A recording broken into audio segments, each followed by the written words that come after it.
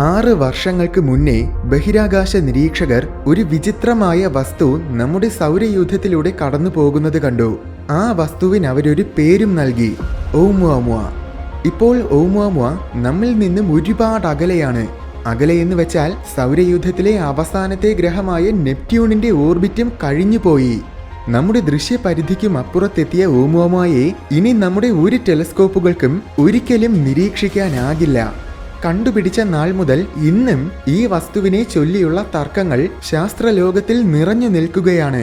അത് സൗരയൂഥത്തിന് പുറത്ത് മറ്റേതോ നക്ഷത്ര വ്യൂഹത്തിൽ നിന്നും വന്ന ഒരു ഗ്രഹത്തിന്റെ പൊടിഞ്ഞുപോയ ഭാഗമാണെന്ന് ചിലർ പറയുമ്പോൾ അത് അന്യഗ്രഹ ജീവികളുടെ പേടകമായിരുന്നുവെന്നാണ് മറ്റു ചിലർ വാദിക്കുന്നത്. അതൊരു പക്ഷേ മനുഷ്യരാശിയെക്കുറിച്ച് പഠിക്കാൻ വേണ്ടി ഏതോ ഏലിയൻസ് മനഃപൂർവ്വം അയച്ചതായിരിക്കാം. അല്ലെങ്കിൽ ചിലപ്പോൾ ബഹിരാകാശത്തിലൂടെ പായുന്നതിനിടയിൽ തികച്ചും യാദൃശ്ചികമായി സൗരയൂഥത്തിനുള്ളിലൂടെ പോയതുമായിരിക്കാം. ഈ വസ്തുവിന്റെ വളരെ വിചിത്രമായ പ്രകൃതം കാണുമ്പോൾ ഇതേതെങ്കിലും എക്സോ പ്ലാനറ്റിന്റെ അടർന്നുപോയ ഭാഗമാണോ, അല്ലെങ്കിൽ അന്യഗ്രഹ ജീവികളുടെ പേടകമാണോ, അതോ ഇനി വെറും ഒരു ആസ്ട്രോയിഡ് ആണോ, അങ്ങനെ ഒന്നും തന്നെ കൃത്യമായി നിർണയിക്കാനുമാകുന്നില്ല. എന്ത് തന്നെയാണെങ്കിലും എല്ലാവരും 100% അംഗീകരിക്കുന്ന ഒരു കാര്യമുണ്ട്. എന്താണെന്നാൽ ഇത് തീർച്ചയായും സൗരയൂഥത്തിന് പുറത്തുനിന്നും വന്നതാണ്. ഇത്രയും വർഷങ്ങളായിട്ടും അത് സൗരയൂഥത്തിന്റെ അതിര് കടന്നു പോയിട്ടും ഇന്നും ഇതിനെക്കുറിച്ച് നമ്മൾ ചർച്ച ചെയ്യുന്നതിന്റെ കാരണം ഇത് ശരിക്കും ഒറ്റപ്പെട്ട സംഭവമല്ല. ഓumuamuaയെ പോലെ താരതമ്യേനെ വളരെയേറെ സമാന പ്രകൃതം പ്രകടിപ്പിക്കുന്ന വേറെയും 6 വസ്തുക്കളെ കൂടെ ഇപ്പോൾ ശാസ്ത്രജ്ഞർ കണ്ടെത്തിയിരിക്കുന്നു.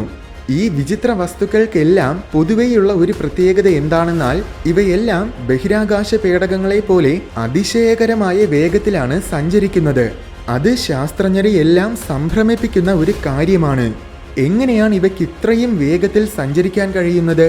അപ്പോൾ ഓumuamua ശരിക്കും അന്യഗ്രഹ ജീവികളുടെ പേടകമായിരുന്നോ? നമുക്ക് നോക്കാം.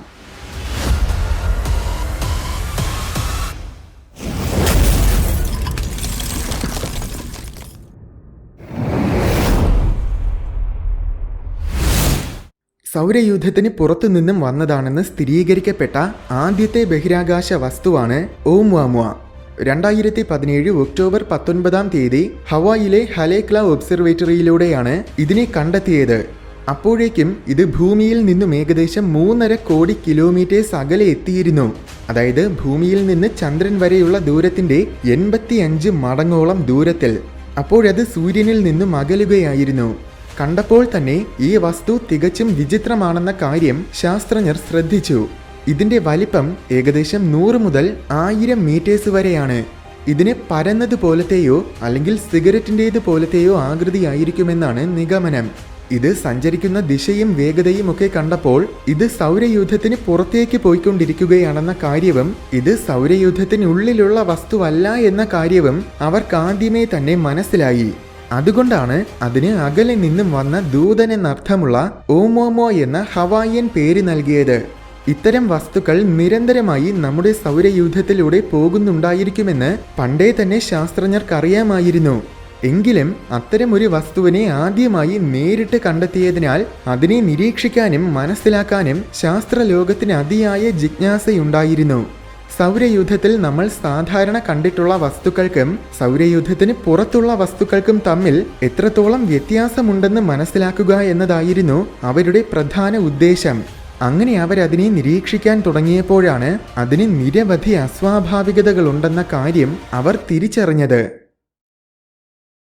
ഓumuamua ഒരു കോമറ്റ് അഥവാ വാൽനക്ഷത്രമാണെന്നായിരുന്നു ആദ്യം കരുതിയത്. എന്നാൽ വാൽ നക്ഷത്രമായിട്ട് പരിഗണിക്കാൻ ഏറ്റവും അത്യാവശ്യമായ സവിശേഷത ഓumuamuaയ്ക്കില്ല, അതായത് വാൽ. അപ്പോൾ പിന്നെ അതൊരു ആസ്ട്രോയിഡ് ഗണത്തിൽ പെടുന്ന വസ്തുവാണെന്ന് മനസ്സിലായി. പക്ഷേ 2018 ഓumuamua സൂര്യനിൽ നിന്നും അകലുമ്പോൾ അതിൽ സംഭവിച്ച പെട്ടെന്നുള്ള നിഗൂഢമായ ആക്സലറേഷൻ ശാസ്ത്രജ്ഞരെ എല്ലാം ആശയക്കുഴപ്പത്തിലാക്കി.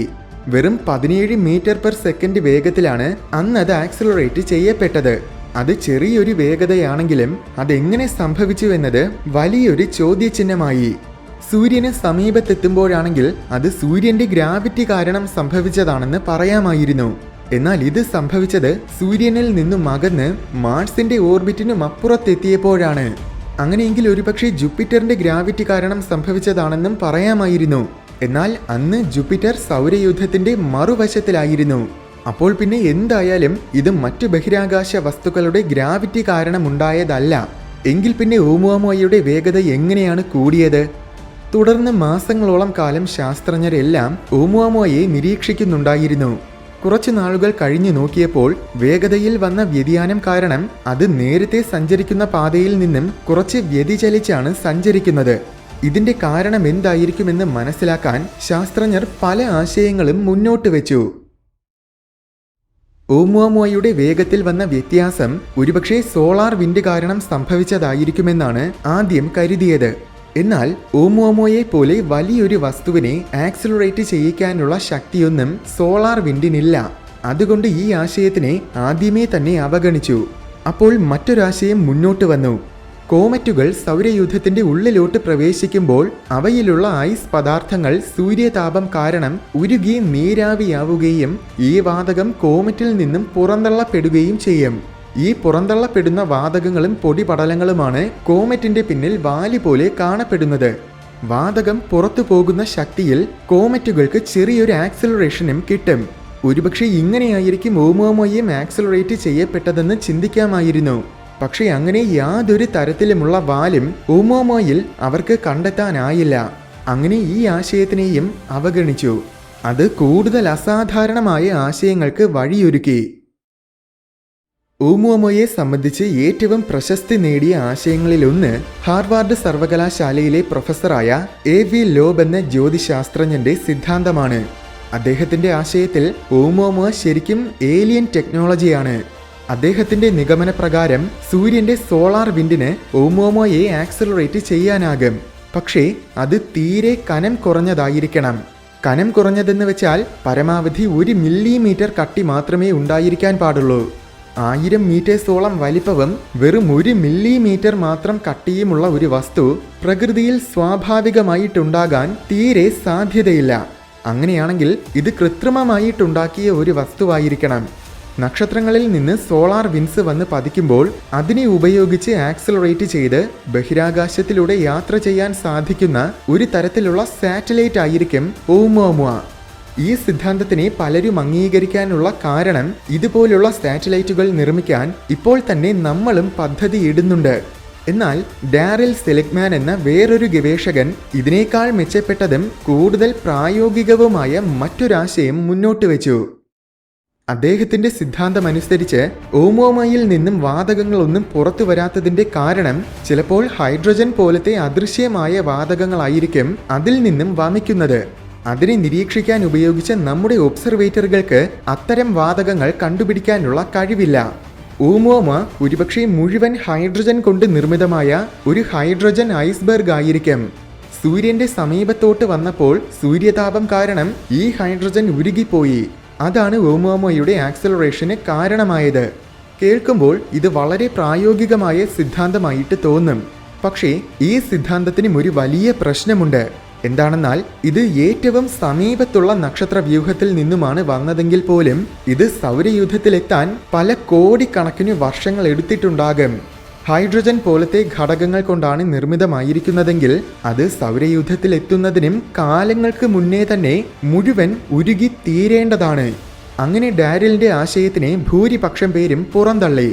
എന്നാൽ 2023 കാലിഫോർണിയ സർവകലാശാലയിലെ പ്രൊഫസറായ ജെനിഫർ ഈ ആശയത്തിൽ വളരെ പ്രധാനപ്പെട്ട ഒരു കാര്യം കൂട്ടിച്ചേർത്തു.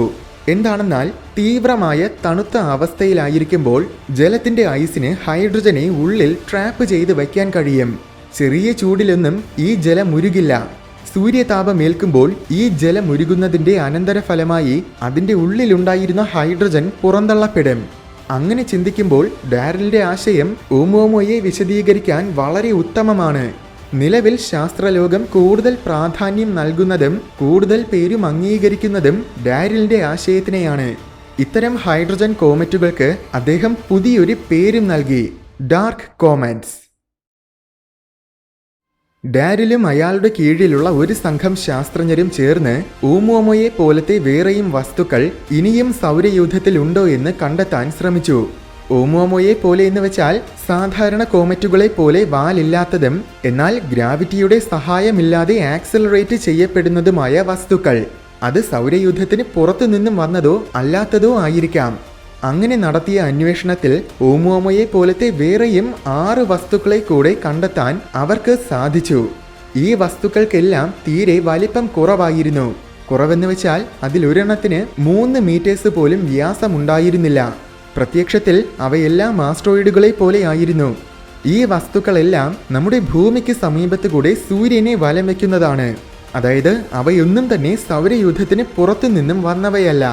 ഈ വസ്തുക്കളെല്ലാം നിഗൂഢമായ കാരണത്താൽ ആക്സലറേറ്റ് ചെയ്യപ്പെടുന്നുണ്ട്. നിലവിൽ നമുക്കിതിനു പിന്നിലെ കാരണം കണ്ടെത്താൻ കഴിയുന്നില്ലെങ്കിലും അധികം വൈകാതെ തന്നെ നമുക്കത് മനസ്സിലാക്കാൻ കഴിയുമെന്നാണ് പ്രതീക്ഷിക്കുന്നത്. ജാപ്പനീസ് സ്പേസ് ഏജൻസി 2014 അയച്ച ഒരു സാറ്റലൈറ്റാണ് ഹയാബുസ 2. 2020 പ്രാഥമിക ദൗത്യം മുഴുവൻ വിജയകരമായി പൂർത്തീകരിച്ച ഹയാബുസ 2വിനെ ഇനി 1998 KYC-26 എന്ന ഉൽക്കയിലേക്ക് അയക്കാനാണ് തീരുമാനിച്ചിരിക്കുന്നത്. നേരത്തെ പറഞ്ഞ 6 വസ്തുക്കളിൽ ഒന്നാണ് 1998 KY-26. ഏകദേശം 30 മീറ്റേഴ്സ് വ്യാസമുള്ള ഈ വസ്തു വളരെ വേഗത്തിലാണ് കറങ്ങിക്കൊണ്ടിരിക്കുന്നത്. വെറും 10 മിനിറ്റുകൾ കൊണ്ട് തന്നെ ഇതൊരു തവണ കറങ്ങും.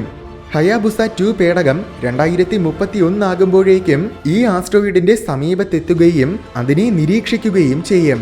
ഈ വിചിത്ര വസ്തുവിന്റെ അസാധാരണമായ ആക്സലറേഷന്റെ കാരണം എന്താണെന്ന് ഒരുപക്ഷെ അന്ന് നമുക്ക് മനസ്സിലാക്കാൻ സാധിച്ചേക്കാം. എന്തായാലും ഓumuamua എന്താണെന്ന ചോദ്യം ഇന്നും നമ്മുടെ മുന്നിൽ വലിയൊരു നിഗൂഢതയായിട്ട് തന്നെ നിലനിൽക്കുകയാണ്. അതിനെക്കുറിച്ചുള്ള ഏത് സിദ്ധാന്തമാണ് ശരിയെന്ന് നിശ്ചയിക്കാൻ നിർഭാഗ്യവശാൽ ഇന്ന് നമുക്ക് കഴിയില്ല. അത് നമ്മിൽ നിന്നും അകന്നു പോയതുകൊണ്ട് ഒരുപക്ഷെ ഇനി ഒരിക്കലും അത് കണ്ടെത്താനും സാധിക്കില്ല.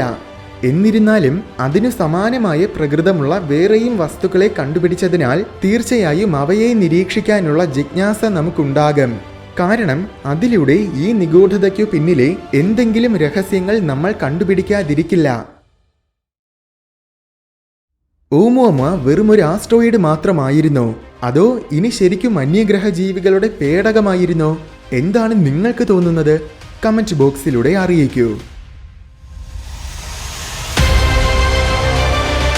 വീഡിയോ ഇഷ്ടമായെങ്കിൽ ലൈക്ക് ചെയ്യണമെന്നും ഇതുപോലെ കൗതുകവും വിജ്ഞാനവും നിറഞ്ഞ കൂടുതൽ വീഡിയോസ് കാണാനായിട്ട് ഈ ചാനൽ മറക്കാതെ സബ്സ്ക്രൈബ് ചെയ്യണമെന്നും ഓർമ്മിപ്പിക്കുന്നു.